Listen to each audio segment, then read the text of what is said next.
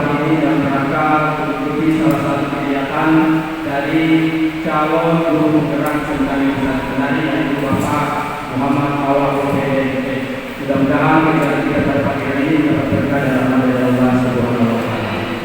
Bapak Ibu yang kami hormati, di depan kita sudah ada Kepala Seminari Pusat Kendari beserta dengan Ibu Pengawas Pembina Seminari Pusat Kendari untuk menghadiri kegiatan diseminasi penerapan dan pemahaman budaya positif yang akan disampaikan oleh calon guru penggerak Muhammad Awal.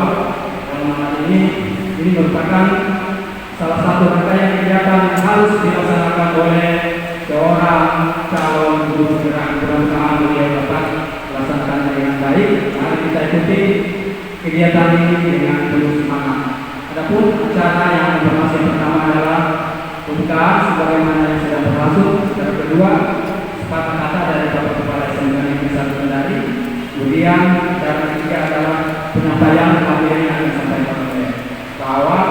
Kemudian diskusi dan sebentar ada penyampaian. Setelah itu ada diskusi tentang materi yang akan disampaikan. Baik, untuk efisiensi pemanfaatan waktu, kami persilakan kepada Bapak Kepala Seminari Pusat Kendari untuk memberikan sepatah kata tentang yang akan disampaikan kepada Bapak yang kami persilakan.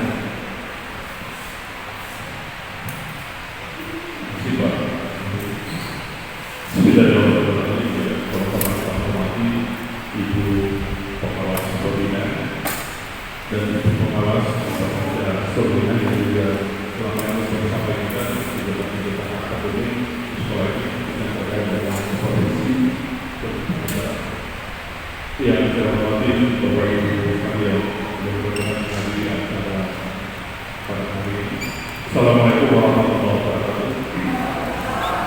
Semuanya selamat kepada kita semuanya. Mari senantiasa kita berpuji syukur kepada Tuhan Yang Maha Esa oleh pada pertemuan ini sesuai dengan jadwal yang sudah disampaikan oleh Pak Awal selaku calon guru penggerak peserta acara ini. Kita bisa bersama-sama dalam rangka untuk mempersamai seluruh rangkaian kegiatan yang akan dilaksanakan pada hari ini. Ada beberapa hal yang bisa sampaikan kepada kita seluruhnya. Satu yang terkait dengan keinginan pemerintah mengenai kelanjutan guru penggerak. Kemarin salah satu materi yang disampaikan dalam seminar nasional yang saya ikut itu di Lampung, Kabupaten yang sudah diberitakan dari negara lembaga profesi siswa di Indonesia mengenai pasca. Jadi yang saya sampaikan Bapak Ibu mengenai tingginya pasca atau supaya untuk masuk menjadi guru penggerak. Sementara kita berharap pemerintah bagaimana guru ini bisa diperbaiki, bisa ditingkatkan kompetensinya dengan melalui jalur profesi. Sadar kepada itu, jangan sampai ini akan menjadi produk gagal sama dengan daerah yang lain. Karena yang lalu juga oleh Menteri Keuangan selalu mengumpulkan uang yang banyak, kemudian dengan target berapa uang itu dengan data, tetapi setelah berakhir masanya waktu itu, menurut laporan yang diberikan Pak Haji waktu itu, masih sekian ribu yang tidak terpenuhi target sesuai dengan anggaran yang diberikan oleh NPO. Itu baru dalam dengan waktu. Nah, ini bisa dilakukan sampai bulan seperti ini. Karena tadi saya dari para itu banyak teman-teman guru yang masuk untuk mendaftar dan mengikuti rangkaian proses guru penggerak ini, tetapi ada yang tidak sampai di penghujung sebagai guru. Oleh karena begitu, ruginya sudah diberikan kepada pemerintah. Padahal dalam pemerintah ini bagaimana caranya guru ini mendapatkan sertifikat kompetensi melalui guru penggerak. Orang utang dan dalam kita akan jadi perubahan dalam ilmu ini dia mengatakan di ilmu mengenai ulang itu. Dan ini ke depan itu akan kalau pemerintah itu ingin memperbaiki, ingin meningkatkan kompetensi guru dalam rangka karena salah satu substansi dari guru merdeka ini adalah bagaimana guru bergerak itu bisa mengilhami, memaknai, mengimplementasikan substansi guru merdeka ini. Karena pada juga bangsa itu kan tergantung guru. Mau dinilai seperti apa gurunya, tetapi kalau guru yang menjadi pelaku pelaksana guru lapangan itu tidak memahami atau tidak mampu memaknai dalam proses belajar, maka berarti guru artinya tidak akan menjawab. Jadi menjadi topik pembahasan kemarin. Saya menanyakan pertanyaan beberapa rektor belum masih baru itu. Jadi kami bayar pada hari ini Pak Awad ini adalah guru ketiga calon guru bergerak di sekolah saya. Maka menjadi apa pada bulan kemudian tentang berapa guru bergerak yang ada sama pendidikan itu sudah terdata di kementerian. Saya tidak tahu apakah ada rewardnya atau tidak, paling tidak seluruh sekolah sudah terdata di kementerian pendidikan khusus di GPK mengenai keberadaan atau jumlah guru bergerak yang akan selalu berbeda. Kemarin kan ada pendidikan di Besir di luar guru kita di Lampung guru mengenai itu sampai ke jadi presiden. Ya dalam rangka untuk memonitor yang sejauh mana keberadaan guru bergerak sebagai inisiator penggerak apa perubahan di sekolah pendidikan. Pada hari ini akan ada destinasi tentang budaya positif. Ini Bapak Ibu sesuai dengan observasi hasil yang kemarin. Bapak Ibu ya, mengenai budaya positif. Tetapi budaya tetapi tidak mengkristal di dalam diri kita sehingga menjadi satu budaya untuk pemahaman itu kewajiban kita dalam melaksanakan proses belajar. Dan mestinya Bapak Ibu sekalian ini apa yang kemarin diobservasi sebagai bagian dari perilaku kerja itu yang salah satu itu bangun dan positif itu harus menjadi sebuah budaya dalam melaksanakan tugas, bukan menjadi sebuah keharusan karena kita melakukan perilaku kerja yang bagus, bukan itu mau pemerintah. Jadi mau pemerintah itu ketika ini ada di dalam platform mereka agar kemudian itu bagi rangkai dengan penilaian kinerja, maka Bapak Ibu ketika sudah kita nilai elemen itu, maka berarti itu sudah harus menjadi budaya dalam melaksanakan pekerjaan ajar ikhlas. Jadi bukan hanya kebutuhan budaya itu. Yang sama juga ini nanti akan ada dua poin ini nanti akan coba disampaikan oleh Pak Awal. Yang dalam poin ini akan ada di dalam kelas, tolong kita bukan di dalam kelas dibuat di sepatu atau di apa, supaya setiap anak-anak, setiap guru yang belajar paling tidak mempraktekkan semangat yang sama dari 8 poin dan termasuk budaya muslim. Karena saya pikir ini sangat bagus ya. Jadi ini adalah budaya, saya sangat bagus kalau kita terapkan. Yang mudah-mudahan bagus sekali ini budaya.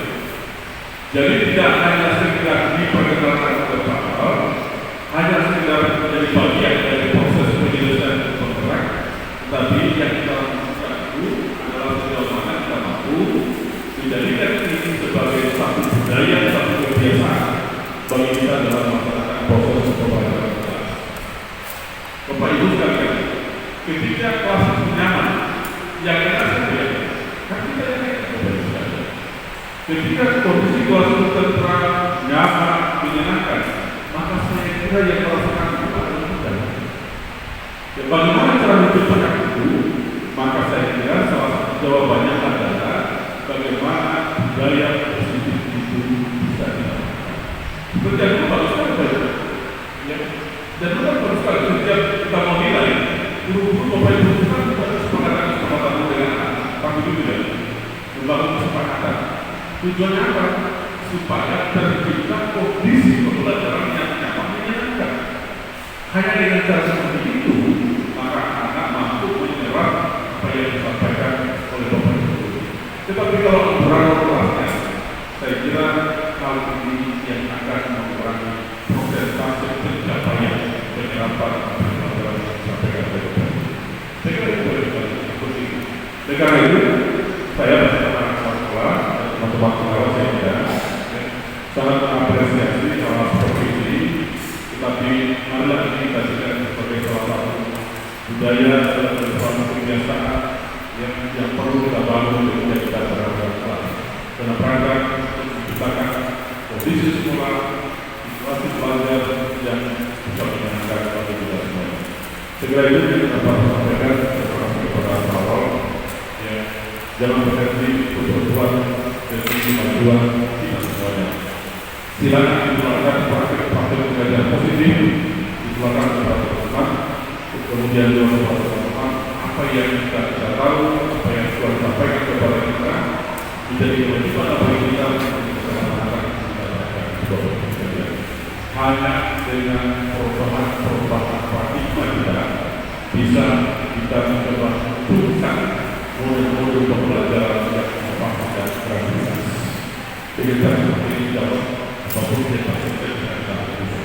Kita yang dapat sampaikan pada Bapak Ibu sahabat dari semuanya, karena ini coba akan nanti sampai dengan laporan ini yang supaya betul-betul bisa menghargai kebijakan ini untuk menentukan kebenaran kita yang bisa bersama. Ya, kita bisa bersama. Bahwa kita sungguh menghargai dan merespon program pemerintahan yang terkait dengan program. Demikian saya bilang saya Assalamualaikum warahmatullahi wabarakatuh.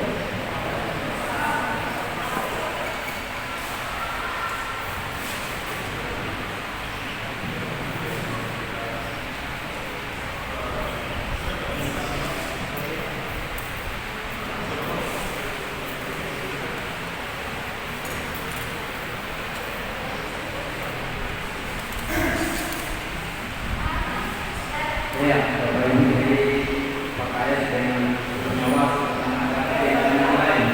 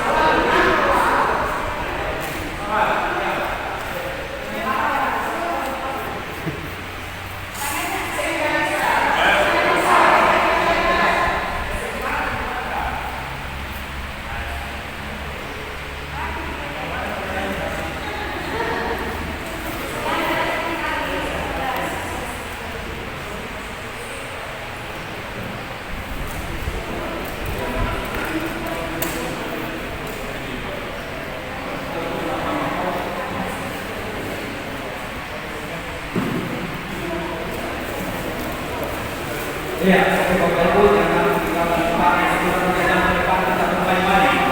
Kita segera kita dari satu ada siap. Alhamdulillah. Oke, itu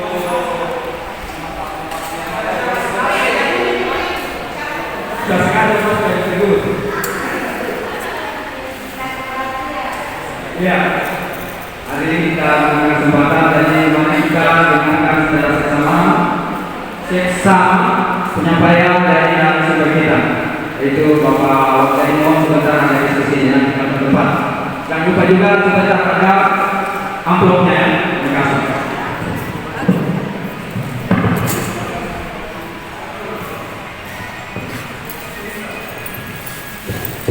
Terima kasih.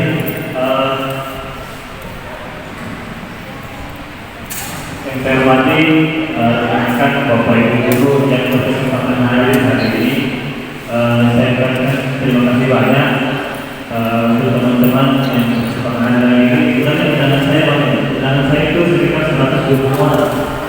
Dan alhamdulillah yang tiba hari ini adalah hari ini teman-teman yang betul-betul punya kesempatan dan betul-betul mau membersamai saya hari ini. Baik, oke, jadi seperti biasa saja, ya Bu. Jadi kita tidak akan ada kekuatan kemudian saya langsung kita lanjutkan dengan peserta yang lain. Tapi ini prosesnya mengalir lebih saja.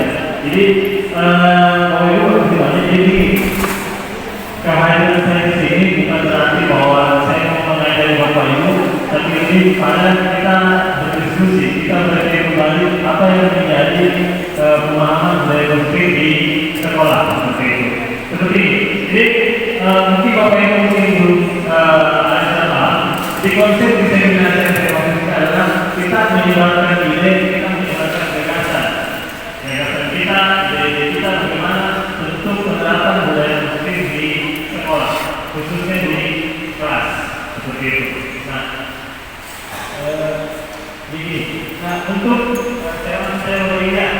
Jadi untuk penerapan budaya positif di sekolah itu ada 8 gitu.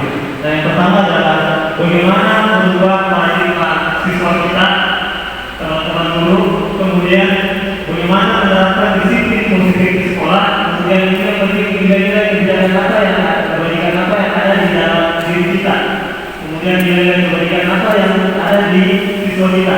Berikutnya adalah kebutuhan dasar manusia. Nah, ini penting bahwa setiap perilaku siswa kita pasti ada dasarnya. Apakah perilaku siswa kita itu baik atau perilaku siswa kita itu buruk atau apapun bentuknya, itu semua ada dasar perilakunya. Kemudian posisi kontrol dulu. Nah, kita Bapak Ibu ketika kita di sekolah ada posisi kontrol di situ. Nanti sudah dilihat. Nah, kemudian di akhir kelas, nah ini yang selalu ditentukan bahkan mungkin ada di poster-poster kelas kita. Ada yang di situ peraturan kelas, ada di situ keyakinan kelas, kemudian dan seterusnya.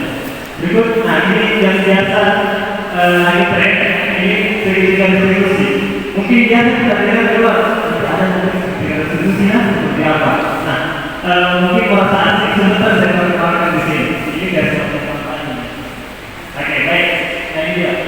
Tujuannya apa? Kalau kita lihat adalah demi kemajuan sekolah kita, kemajuan kelas kita, kemajuan kita. Nah, kita perlu menyediakan lingkungan positif. Kita perlu menyediakan lingkungan yang aman untuk siswa. Supaya apa? Menurut kita itu dia bisa bertindak, kemudian dia bisa bertanggung jawab. Ini bukan kedua. Nah, berikutnya adalah salah satu strategi untuk mencapai ini semuanya adalah bagaimana bentuk disiplin yang kita gunakan ke siswa untuk membangun budaya positif sekolah. Nah, ini dia. Ini saya skip aja lewat. Oke. Nah, ini dia. Miskonsepsi kita tentang teori kontrol. Selain ini kita berpikir bahwa kita ini bisa mengontrol apa yang dilakukan oleh. Ketika kita tidak siswa kok ke kiri, dia langsung ke kiri. Nah, kok harus ke kanan, dia ke kanan. Dia seperti itu Bapak Ibu. Jadi perlu ada pendalaman di situ. Nah, tidak tahu bahwa mungkin ketika tahapan mereka masih anak kecil, kemudian masuk ke remaja, itu siswa kita bisa dikontrol. Nah, pada saat dia masuk tahapan kelas 3 SMP, kemudian masuk kelas 1 SMA, nah di situ mereka sudah mulai punya pikiran sendiri. Mereka sudah mulai berpikir bahwa mereka sudah bisa bertindak sendiri. Bahkan dirinya bahwa saya bisa bertanggung jawab atas diri saya sendiri. Jangan jauh-jauh. Anak saya di rumah, ada yang tidak dilakukan, dia bilang, "Ya begini Bapak, saya begini." Kira-kira seperti itu. Nah, kita punya ilusi bahwa kita dulu bisa mengontrol murid. Kira-kira seperti itu. Ilusi bahwa semua posisi kritik kemudian kita rasa kita kritik dia, kemudian kita bombe dia, kemudian kita bikin dia merasa bersalah, ini bisa menguatkan karakter siswa. Padahal tidak seperti itu. Nah, kemudian ada juga ilusinya kita yang dengan otak kesadaran kita berpikir bahwa kita orang dewasa itu kita bisa memaksa siswa. Seperti itu. Padahal mungkin jangan salah karena di siswa di kelas ketika kita paksa ada perlawanan di dirinya. Dan begitu. Ada perlawanan di dirinya bahwa saya seperti dengan Bapak Ibu guru yang seperti ini. Mungkin karena dia sudah mendapat informasi duluan yang berlawanan yang apa yang kita sampaikan seperti itu. Nah, itu yang jadi konsep kita selama ini. Nah, ini ya.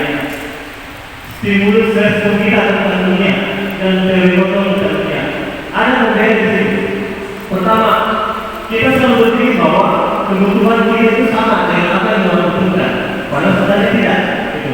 Kemudian kita mencoba ini, semua orang melihat hal yang sama, walaupun bahwa sesungguhnya bahwa setiap orang memiliki gambaran yang berbeda, ya kan begitu.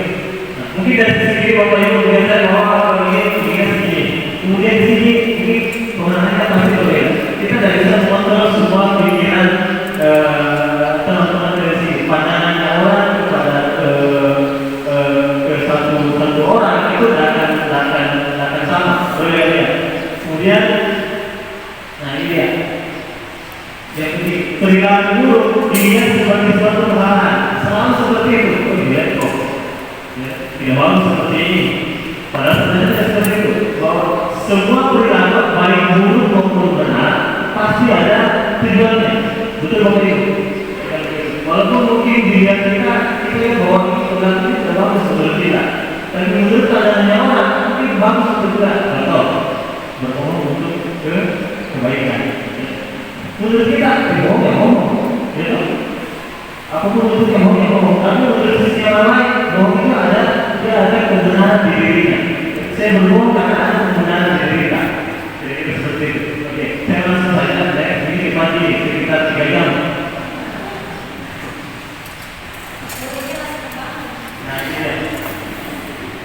Pendekatan disiplin positif. Nah, apa itu pendekatan disiplin positif? Yaitu kemampuan kita untuk membina serta mendidik siswa anak secara individual satu orang, kemudian secara kelompok. Yang pertama. Yang kedua adalah yang kedua, pendekatan disiplin positif bukan tentang siswa anak, yaitu secara langsung, tetapi cara kita memberikan dampak atau menjadi positif kepada anak siswa. Contohnya, kita memberikan semacam teladan kepada mereka. Teladan bagaimana? Kita memberi orang lain. Ketika misalnya kita datang tepat waktu, siswa itu akan merasa dari diri itu tepat waktu datang. Ya kan begitu, Bapak Ibu. Kalau misalnya kita datang terlambat, siswa jangan jauh-jauh. Datang sebentar 15 menit dari itu, nggak apa-apa kita dimana diganti. Ya kan begitu. Saya pengalaman dulu waktu saya sekolah SD Bapak Ibu. Datang gurunya siswa itu, gurunya datang sekarang saya jauh di bawah. Saya pernah sekolah dia tahun 2001.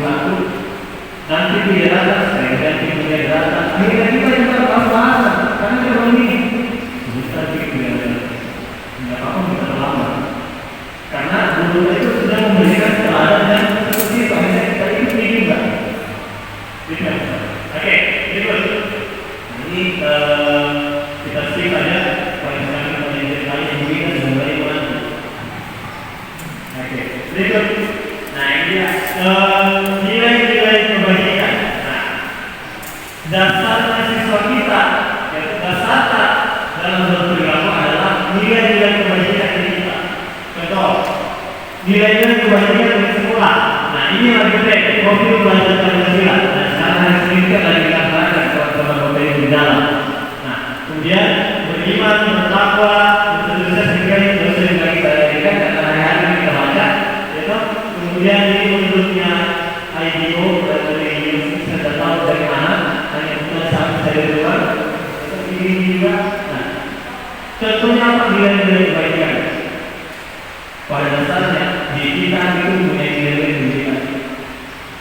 Saya pernah menggambar di satu forum, kita menggambarkan Bapak Ibu kita tolong gambarkan apapun yang ada di kata tentang gambaran orang lain.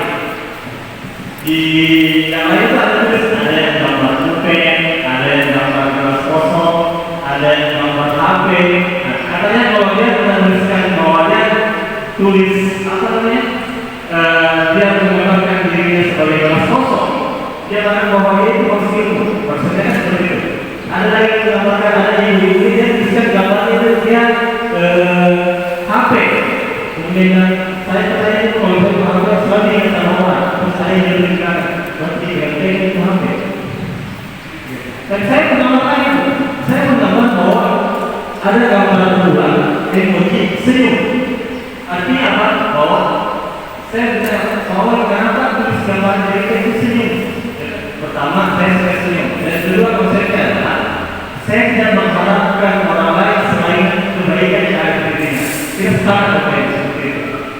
kita ingin ketemu orang itu yang berbuat baik ke kita. Itulah nilai-nilai yang meningkatkan. Contoh, siswa itu berbohong. Misalnya, saya mungkin berbohong. Ketika saya berbohong, yakin dan percaya Bapak Ibu kayak ada yang berkait dari sini.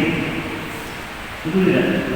Kalau saya bilang iya atau gimana, ketika saya mulai berbohong sama orang kayak ada yang gila-gila di sini kan. Betul, ini gila-gila yang lain itu.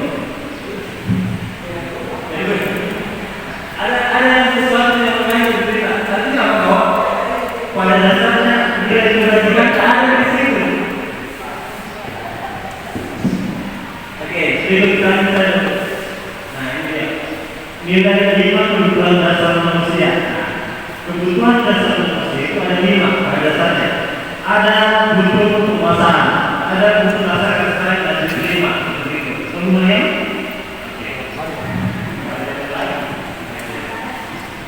ada yang berlanda, Oke, ada kemampuan kebutuhan dasar kita untuk kesenangan di situ. Kemudian ada kebutuhan dasar untuk berasa. Nah, ini penting kita lihat bagaimana sesuai dengan pemaparan yang disampaikan oleh tadi, yaitu cukup menarik tentang penerapan budaya positif, khususnya di lingkungan sekolah, tapi diambil di lingkungan SMK Sahabat. Yang menjadi pertanyaan saya, Pak, menurut Bapak, sejauh mana budaya positif yang sudah diterapkan di sekolah kita khususnya? Yang kedua, kalau saya melihat budaya positif khusus di sekolah ini, kalau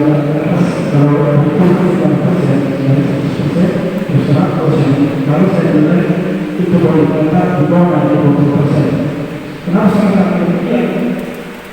Dan saya sudah setiap hari mendengar anak-anak itu menggunakan bahasa tidak bagus. Dan salah satu contohnya seperti tempat saya sekarang, perpustakaan hanya dibatasi di tembok. Hampir setiap hari ada bahasa-bahasa tidak. Yang diparahkan lagi dan menggunakan video dan dulu. Saya perlu bahasa. Bahwa kita dan teman-teman guru seperti misalnya kita di setiap hari Senin, ya, kalau bicara bagaimana siswa yang kita dapat bahwa kita guru apa. Jadi itu pemahaman saya.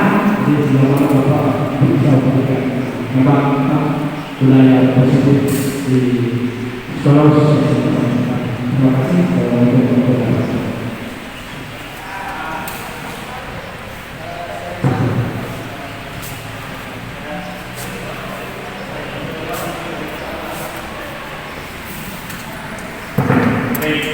Nah, untuk beberapa budaya bagaimana sejauh mana budaya positif di sekolah, Bapak Ibu mungkin bisa melihat bagaimana kondisi siswa. Tapi sederhana seperti ini, kita boleh berpikir bahwa apa yang dilaksanakan oleh siswa itu menjadi tanggung jawab guru kita sebagai guru di sekolah. Penanganan kita terhadap siswa perlu ada yang namanya tanggung jawab orang tua juga di situ. Kira-kira seperti itu. Kita sekolah kita memperhatikan dari pagi dan sampai jam 2. Selebihnya siswa kita berada di lingkungan keluarganya. Membangun karakter siswa menurut saya kita sepakat sebagai bahwa membangun karakter siswa bukan hanya dibentuk di sekolah, gitu ya, juga dibentuk dalam lingkungan keluarga. Makanya saya kira teman-teman ada siswa yang keluarganya bermasalah atau apa. Saya biasa bicara sama teman-teman, Bapak Ibu, jangan kita pusing tentang siswa apa itu, ketika dia bermasalah di sekolah. Nah, dia orang tuanya. Jangan kita belajar bahwa ketika ada siswa itu, kita yang bisa bentuk dunia anak. Jangan kita berpikir bahwa ketika siswa kita tidak kita yang menghasilkan terus dia. Betul, tidak. Selalu kita berpikir bahwa penanganan siswa atau membentuk karakter siswa itu perlu ada juga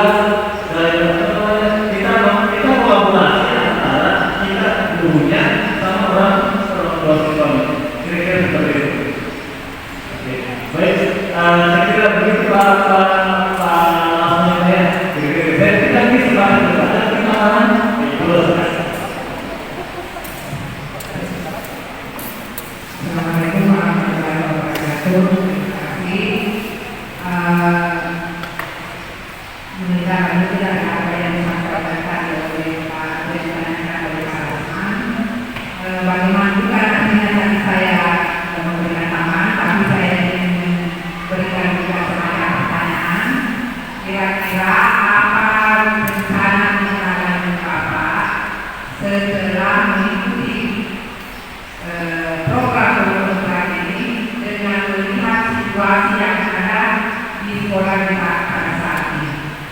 Ya. Kemudian tadi Bapak juga sampaikan bahwa kita perlu berkolaborasi dengan orang tua siswa itu dalam bentuk apa? Apakah hanya pada saat anak tersebut melakukan tanda kutip kejahatan atau pelanggaran atau orang tuanya dipanggil? Ya. Kemudian yang kedua, bagaimana tanggapan Bapak melihat situasi sekolah kita pada saat ini, khususnya budaya positif yang ada di sekitar kita bersama dengan sejawat, dengan pimpinan kita. Ya, terima kasih. Assalamualaikum warahmatullahi wabarakatuh.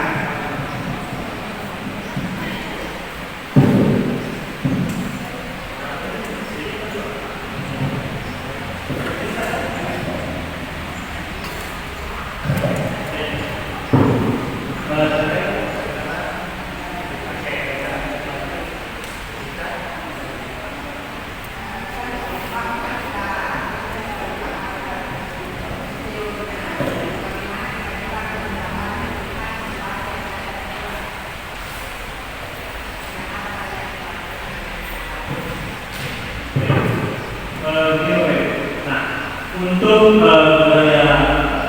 budaya positif sekolah, kemudian kita bahas terkait antara kolaborasi antara kita guru dengan siswa, antara guru dengan siswa.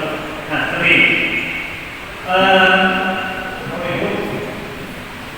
sederhana saja, menurut saya, ketika ada momen-momen kolaborasi kita dengan orang tua siswa, selalu kita berpikir bahwa nanti jika ada masalah siswa baru kita panggil orang tuanya.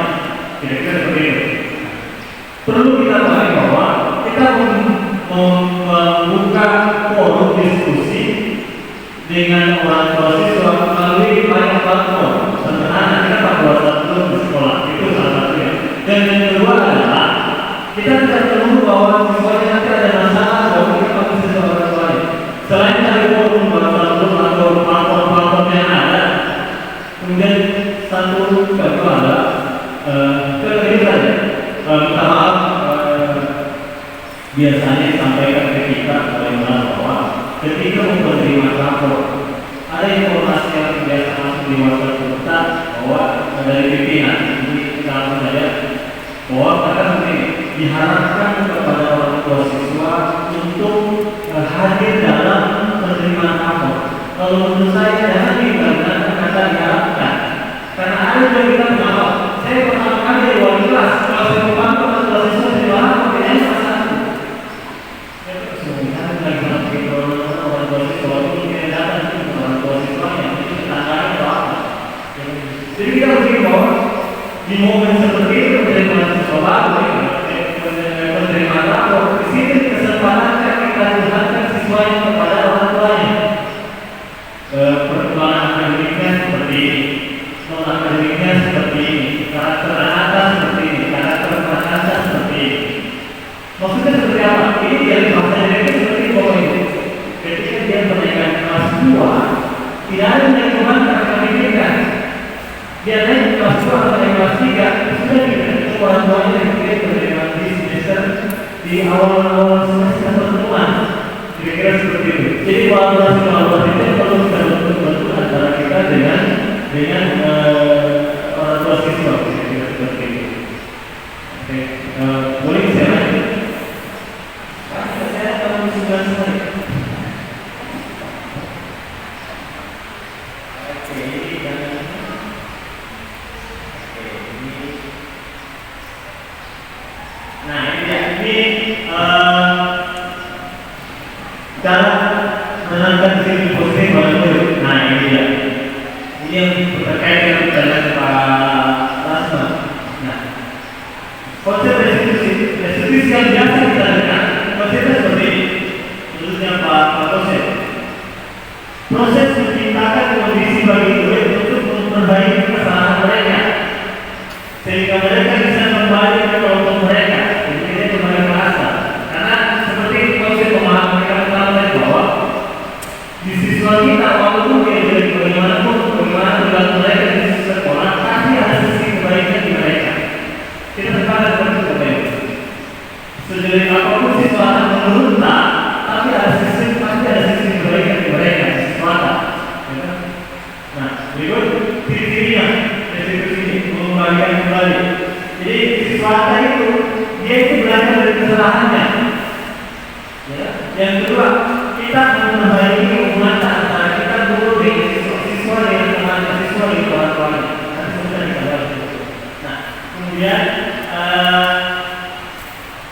restitusi itu fokus pada karakter siswa, bukan pada tata tindakan yang kita memarahi masa dan seterusnya. Tidak akan ada yang boleh. Sudah dikatakan sebagai dipahami begitu.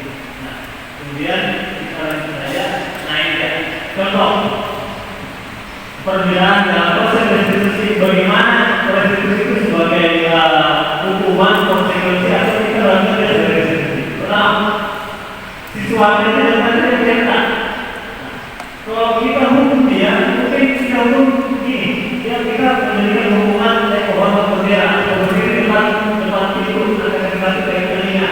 Nah itu hukuman yang seperti itu yang kita harapkan di pikiran kita. Sebenarnya seperti itu. Nah, kedua. Karena siswa tak belajar dari kesalahan, maka guru itu memberikan konsekuensi untuk mengerjakan PR-nya. Nah, ini konsekuensi yang kita pahami. Atau misalnya guru itu secara tegas bahwa kau harus menghormati peraturan kelas, kau harus menghormati apa yang menjadi kelas yang terjadi sebelumnya. Ya, nah, kemudian dalam proses restitusi yang kita bahas tadi Bapak Ibu adalah kita menanyakan keyakinan kelas apa yang kita sudah buat sebelumnya. Nah, karena keyakinan kelas itu yang kita bentuk turunan dari apa yang menjadi peraturan kelas. Jadi mungkin ada mereka yang mana keyakinan kelas, yang mana peraturan kelas. Nah, sebentar kita bahas dulu. Nah, ini dia. Guru menanyakan keyakinan kelas ke siswa, kemudian kita bantu siswa menyelesaikan masalahnya. Kenapa hal ini dilakukan? Mungkin sama di dulu pertama kali saya mengajar.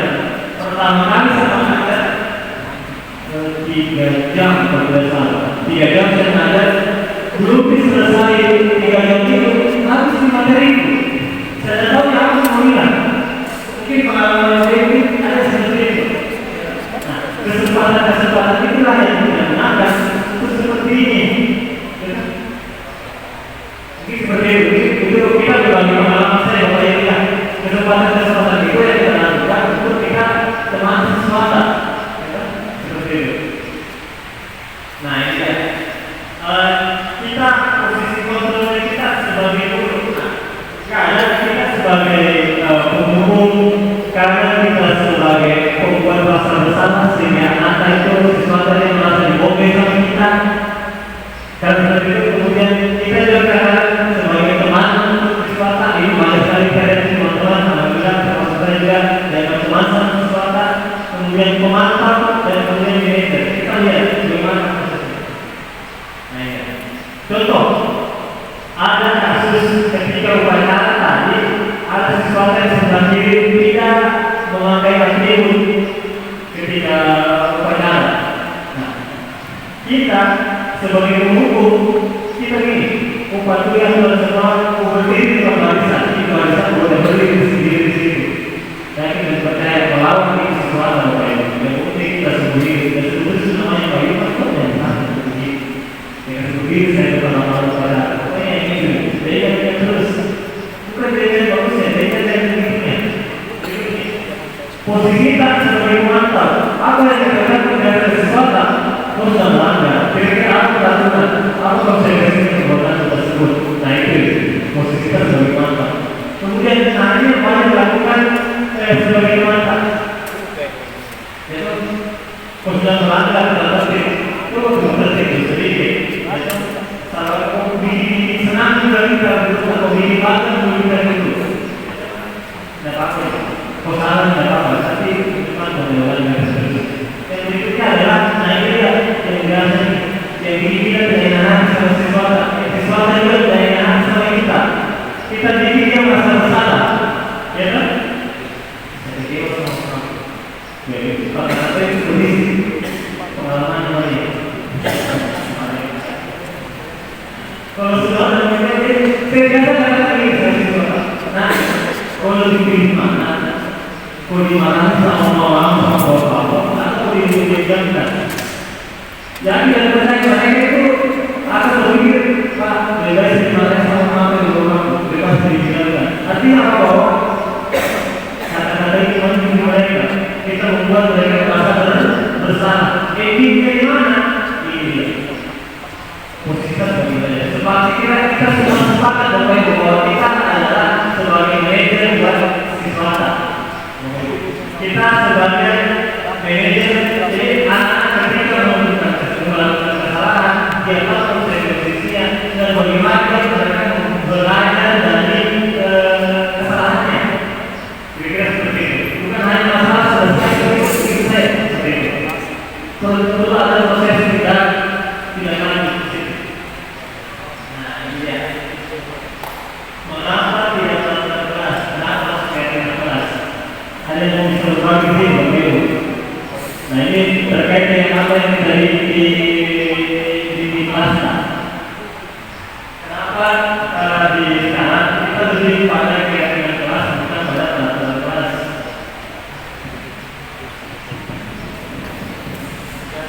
Mau berdiri dulu.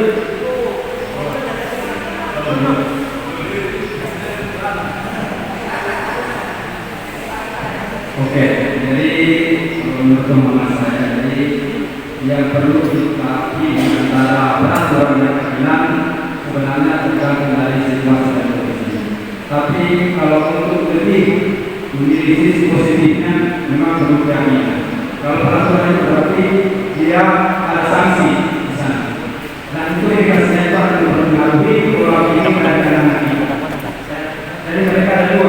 Kalau peraturan berarti kita harus patuhi. Kalau tidak patuhi, kita akan diberikan sanksi. Kalau keyakinan, selama itu kita yakini dan sepakat di dalam kelas, maka tidak ada pikiran lagi yang anak bahwa mereka itu akan dihukum. Ya, jadi makanya mereka lebih memiliki, kalau saya lebih memiliki keyakinan supaya tidak ada pikiran dalam hati anak kita akan berikan hukuman atau sanksi. Karena kalau diberikan hukuman atau sanksi, ya sampai saat ini belum pernah ada yang merasa berat anak-anak kita. Sudah pernah kita hukum, masih melakukan lagi. Dihukum, pas-pasnya sekali lagi kalau pelanggaran tersebut masih tetap laksanakan. Nah, itu peraturan memang tidak selayaknya kita terapkan di dalam kelas. Tapi kalau kita yakini dan percaya apa yang telah kita sepakati, maka ujung-ujungnya juga anak-anak kita akan lebih baik pola pikirnya dalam melakukan tindakan. Saya pikir demikian. Coba kita yang menyampaikan ini.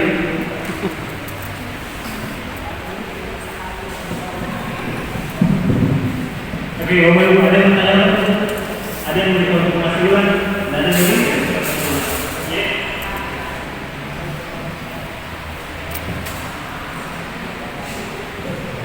Ya, terima kasih. Apa perbedaan antara mengapa tidak dengan peraturan saja dan mengapa harus keyakinan kelas?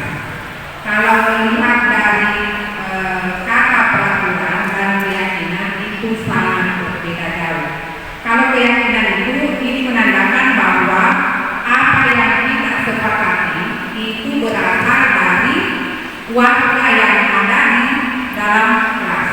Artinya yang membuat keyakinan adalah siswa termasuk guru-guru sebagai fasilitatornya. Kalau peraturan, itu peraturan dibuat oleh sekolah. Dalam hal ini, kalau di sekolahnya kita kemungkinan adalah kesiswaan, ya, guru yang membuat, wakasih kesiswaan yang membuat atau kepala sekolah yang membuat.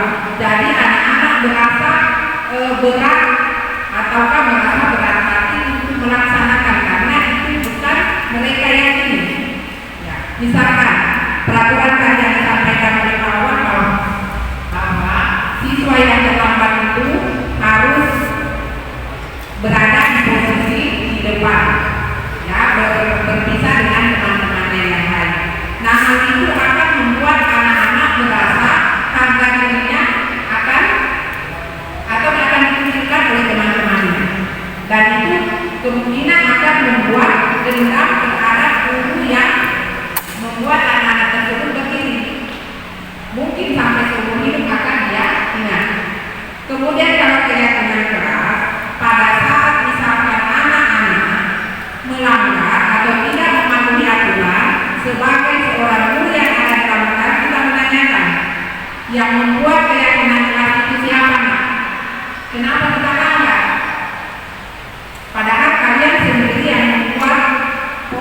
poin yang ada dalam keyakinan keras tersebut. Nah, kalau misalkan keyakinan keras ini kita terapkan dalam kelas, berarti anak-anak dengan sendirinya akan mematuhi dan itu timbul dari motivasi dari dalam diri. Tapi kalau peraturan kelas itu tadi ada ditayangkan sebelumnya bahwa ada eksternal dan ada internal. Yang kita harapkan dari anak-anak sebenarnya adalah motivasi yang timbul dari dalam diri anak tersebut, bukan daripada tekanan-tekanan dari kita sebagai guru dan dari aturan-aturan. Tapi mengingat kondisi sekarang yang ada di sekolah kita itu memang agak bagaimana ya, agak susah untuk menerapkan. Seperti misalkan kalau anak-anak mau duduk saja tanpa ada misalkan sedikit kekerasan, nah itu mungkin yang menjadi PR kita masing-masing, bagaimana caranya supaya anak-anak kita bisa meyakini apa yang telah disepakati di dalam kelas dan itu akan menjadi budaya positif di dalam sekolah kita. Terima kasih. Assalamualaikum warahmatullahi wabarakatuh. Terima kasih banyak Bros. Nah, apa yang dipaparkan oleh Bros itu memuaskan apa yang menjadi materi kita. Nah, selama ini juga Bapak Ibu jujur saja untuk peraturan bahwa peraturan kelas sama yang kelas saya itu kurang yakin dengan apa yang kita terapkan. Tapi dengan mengatakan bahwa apa yang disampaikan di Bros ini memuaskan apa yang kita bahas selama ini. Terima kasih banyak Bros. Ada tanggapan lain? Kita langsung saja. Oke.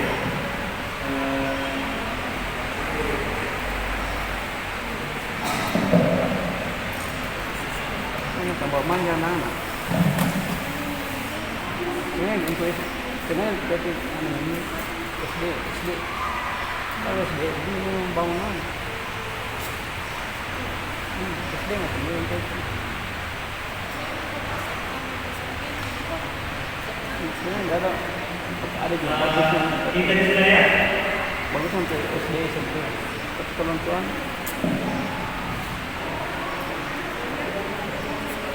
nah, apalagi tadi bahasanya pakai situ, betul itu bahasanya pakai.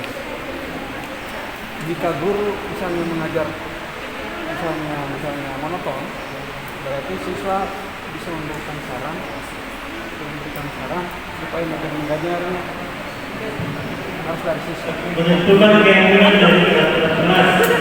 Ini yang sudah lakukan kita sudah lakukan di kelas ya, Bapak Ibu. Ini saya kira semua sudah melakukan.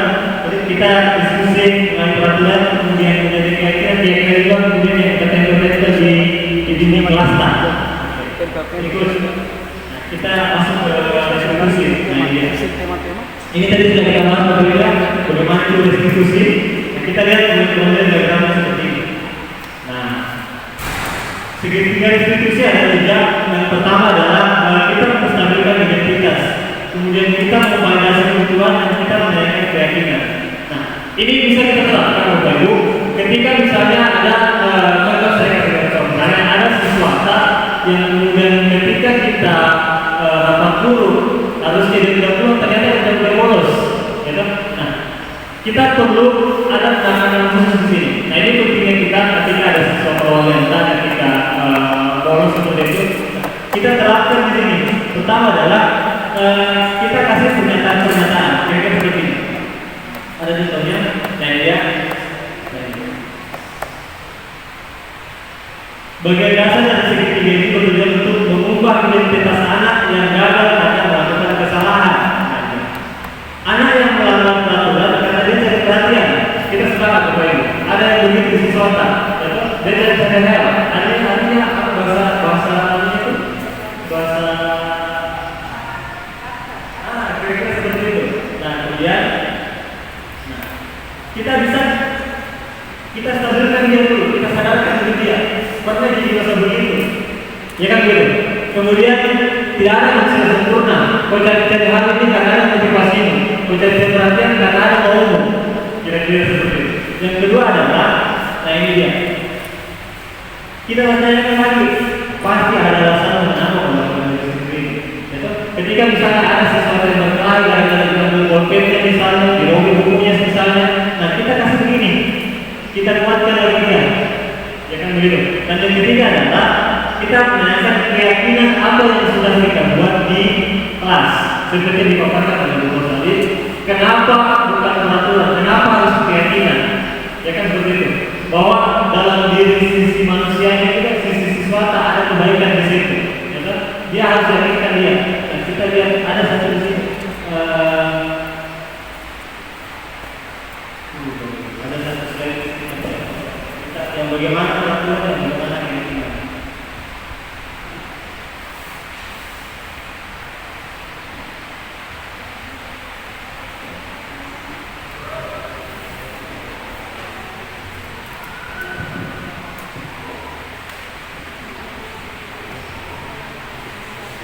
Saya bilang, sekali lagi saya bilang, sudah jam 1 siang nih, waktunya kita makan nasi kuning.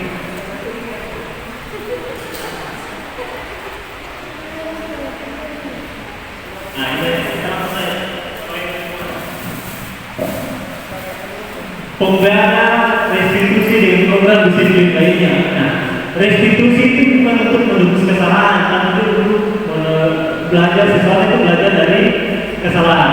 Nah, kemudian restitusi adalah tawaran. Tawarannya apa? Bahwa siswa itu menyelesaikan atau dia menebus apa yang dia sudah bikin. Yaitu dia belajar dari kesalahannya siswa. Dan yang kedua adalah restitusi adalah menuntut untuk melihat ke dalam dirinya. Yaitu kita kembali ke nilai-nilai kebaikan yang ada di dirinya siswa. Kita kembali bahwa nilai-nilai kebaikan itu ada di siswa. Walaupun dia melanggar melanggar peraturan tersebut, tidak ada motivasi dirinya kenapa dia melanggar seperti itu. Kira-kira seperti itu. Dan kemudian sebagai penutup adalah sebagai ini, mari kita belajar bersama, kita berkolaborasi, kita dengan siswata, kita dengan teman-teman guru, kita dengan orang tua siswata untuk mendukung siswata demi mewujudkan disiplin positif di sekolah untuk menciptakan karakter profil Pancasila. Ini. Oke, terima kasih. Ada pertanyaan lagi? Pertanyaan tidak ada nih, karena sekarang sudah jam 1 siang. Gitu? Oke, terima kasih. Dari yang kurangnya, wassalamualaikum warahmatullahi wabarakatuh.